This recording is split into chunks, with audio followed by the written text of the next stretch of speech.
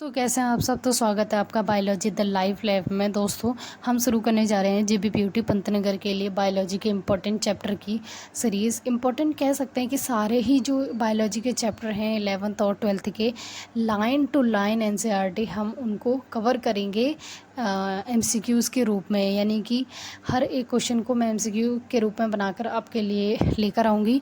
तो इस चीज़ में काफ़ी मेहनत लगती है दोस्तों। तो अगर आपको वीडियो पसंद आता है तो ज़्यादा से ज़्यादा शेयर कीजिए, लाइक कीजिए एंड चैनल को सब्सक्राइब कीजिए। ठीक है, तो शुरुआत करते हैं क्वेश्चन नंबर फर्स्ट की। Which one is sexual reproductive organ in plants. कह रहा है सेक्सुअल रिप्रोडक्टिव ऑर्गन प्लांट्स में कौन सा होता है। देखो यहाँ दो चीज़ें हमें समझने की ज़रूरत है। सेक्सुअल रिप्रोडक्टिव पार्ट कौन सा है और सेक्सुअल रिप्रोडक्टिव ऑर्गन कौन सा है। सेक्सुअल रिप्रोडक्टिव पार्ट और ऑर्गन दोनों अलग अलग है। ऑर्गन जो सेक्सुअल रिप्रोडक्शन में भाग लेते हैं यानी कि रिप्रोडक्शन करते हैं, और रिप्रोडक्टिव पार्ट जो होते हैं जो सेक्सुअल रिप्रोडक्टिव ऑर्गन को प्रोटेक्शन देते हैं। ठीक है, जो सेक्सुअल रिप्रोडक्टिव ऑर्गन को प्रोटेक्शन देंगे वो सेक्सुअल रिप्रोडक्टिव पार्ट कहलाएंगे, और जो सेक्सुअल रिप्रोडक्शन करेंगे वो सेक्सुअल रिप्रोडक्टिव पार्ट कहलाएंगे। ठीक है, तो कौन कौन से होते हैं, सेपल और पेटल। ठीक है, सेपल और पेटल। सेपल यानी कि मेल पार्ट हो गया, पेटल यानी कि फीमेल पार्ट हो गया। ये जो प्लांट फ्लावरिंग है, सॉरी फ्लावर एनाटॉमी है, थोड़ा बहुत तो आपको पता ही होगी कि जो सेपल और पेटल होता है उसे कैलिक्स और कोरोला बोलते हैं, यानी कि जो एक्सटर्नल फ्लावर के पार्ट होते हैं ये वही सब होते हैं, और जो पिस्टल वगैरह है ये फीमेल पार्ट होता है, जिसे दल पंखुड़ी बोलते हैं, वो फीमेल पार्ट होता है, और उसके अंदर मेल और फीमेल रिप्रोडक्टिव ऑर्गन रहते हैं। तो इसका राइट आंसर हो जाएगा option number D, stamen and gynoecium is the right answer. ये रिप्रोडक्टिव ऑर्गन होते हैं। ठीक है, उसके बाद देखते हैं question number second. Which is work of tapetum. Tapetum का क्या काम है। Important, very very important question. ये 2025 के पेपर में आ चुका है, यही एकदम रियल क्वेश्चन। तो इसका काम है nourishes the developing pollen grain. जो डेवलपिंग पॉलन ग्रेन है उसको नरिश करने का काम करता है। ठीक है, उसको सॉफ्ट बनाए रखने का काम करता है। तो इसका राइट आंसर हो जाएगा option number C. Question number third देखते हैं। How many nucleus have tapetum. Very important question. Nucleus के पास कितने टेपिटम होते हैं, ये वाला MCQ भी 2025 में आ चुका है। बिल्कुल एकदम सही बात है ये, और एकदम सटीक मैं बता रही हूँ कि ये जो दो टेपिटम से रिलेटेड क्वेश्चन ये दोनों ही 2025 में आए हैं। और इसका पहला है ऑप्शन 2, दूसरा है 3, तीसरा है मोर देन 1, चौथा है ऑल। ठीक है, बहुत बार हमें कन्फ्यूज़न होता है कि ऑल दी अबव हम लगा देते हैं कि हर बार यही सही होता है, और ऐसा होता भी है कि हर बार ज़्यादातर ऐसा ही आंसर सही होता है, बट कभी कभी ये सही नहीं होता है। इसका सही आंसर होगा मोर देन 1। ठीक है, एक से ज़्यादा टेपिटम में न्यूक्लियस होते हैं। 2 नहीं लगाएंगे। देखो मोर देन 1 का क्या मतलब होता है, 2 भी हो सकता है, 3 भी हो सकता है। ठीक है, अभी यहाँ पे 2 दे रखा है, हम 2 भी लगा सकते थे, बट यहाँ पे 2 नहीं लगाएंगे। इसका जो एकदम राइट आंसर है वो है मोर देन 1। तो इसका राइट आंसर एकदम सही हो जाएगा ये वाला more than 1, option number C. ठीक है, तो उसके बाद देखते हैं question number 4। Why pollen grains are not destroy from long period. कह रहा है पॉलन ग्रेन जो लंबे समय तक डिस्ट्रॉय क्यों नहीं होते, ऐसा क्या होता है उनमें कि वो लंबे समय तक बने रहते हैं, जिंदा रहते हैं यानी कि। ठीक है, फॉसिल जो होते हैं, जो जीवाश्म निकलते हैं, उसमें भी हमें पॉलन ग्रेन देखने को मिलते हैं। अलग अलग जो प्लांट रहे होते हैं उनके पॉलन ग्रेन देखने को मिलते हैं। तो यही कारण है कि उसमें कुछ ना कुछ ऐसी प्रॉपर्टी होती है जिससे वो लंबे समय तक रह सकते हैं।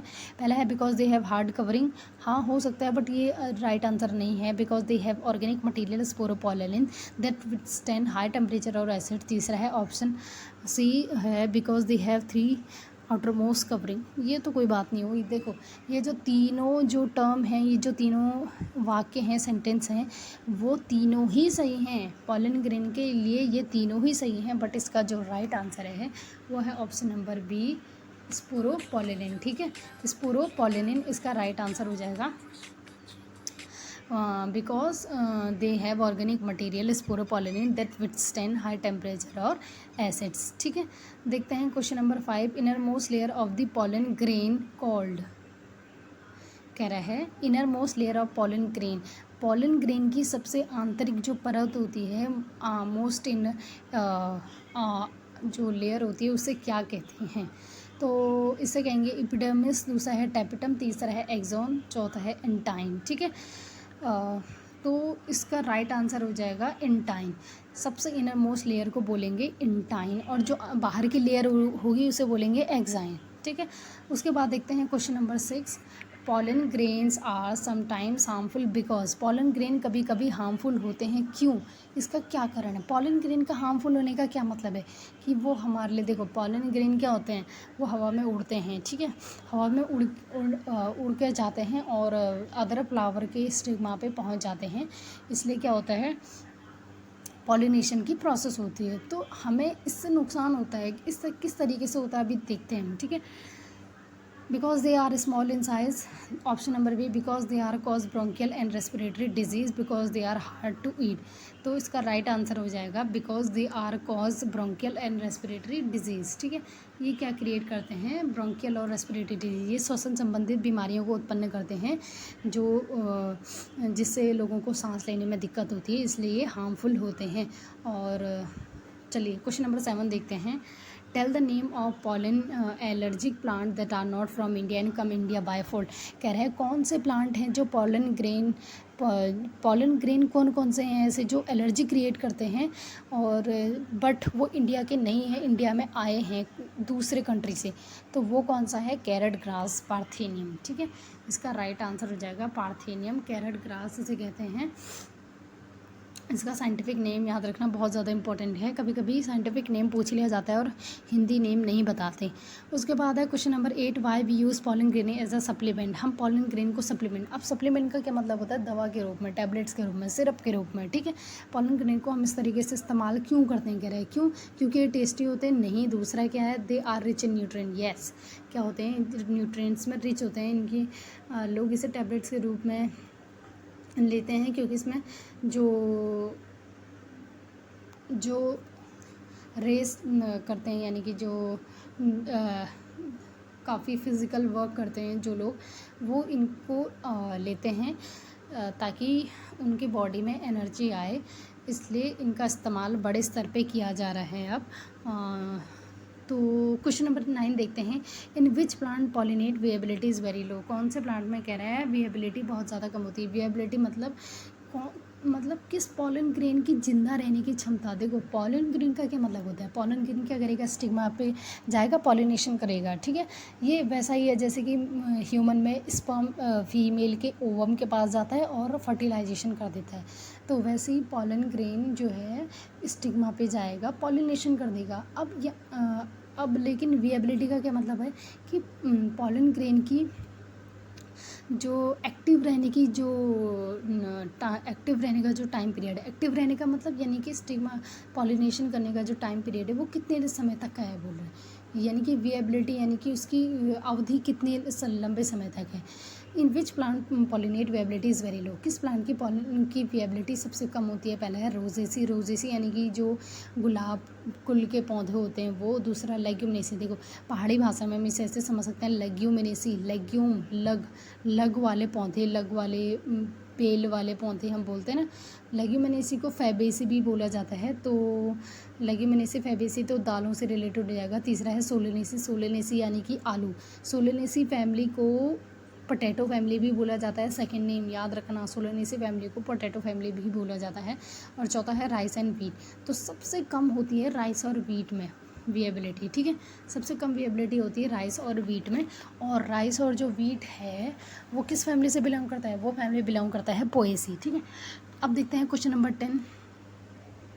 In which family pollen grain viability is higher. किस फैमिली के पॉलन ग्रेन की विएबिलिटी से यानी कि जनन करने की क्षमता, ऐसा भी बोल सकते हो, पर दूसरे तरीके से ऐसा बोल सकती हूँ कि किस फैमिली का पॉलन ग्रेन लंबे समय तक जिंदा रहता है।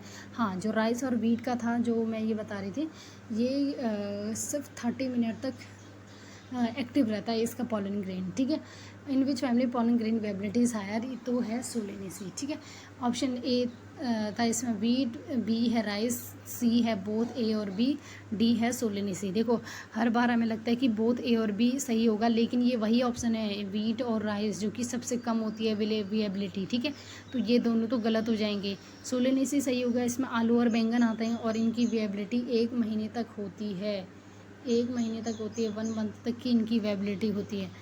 तो राइट आंसर हो जाएगा। अब इसके बाद देखते हैं question number 11। To store pollen grain for many year what we do, यानी कि लंबे समय तक पॉलन ग्रेन को बनाए रखने के लिए हम क्या करते हैं। पहला की पॉलन इन हर्बेरियम में रखते हैं, दूसरा कोल्ड रूम में रखते हैं, तीसरा पॉलन बैंक में रखते हैं 196 डिग्री सेल्सियस में, चौथा है keep in liquid nitrogen -196 degree Celsius. तो इसका राइट आंसर हो जाएगा -196 डिग्री सेल्सियस के लिक्विड में हम नाइट्रोजन की रखते हैं। ठीक है, उसके बाद है question number 12। In a typical angiosperm embryo sac how many polar nuclei form. कह रहा है एंजियोस्पर्म में जब पोलन सैक का निर्माण होता है, फॉर्मेशन होता है, तो पोलर न्यूक्लियाई कितने बनते हैं। तो वो बनते हैं 8 न्यूक्लियट 7 सेल। ठीक है, 8 न्यूक्लियट 7 सेल बनते हैं।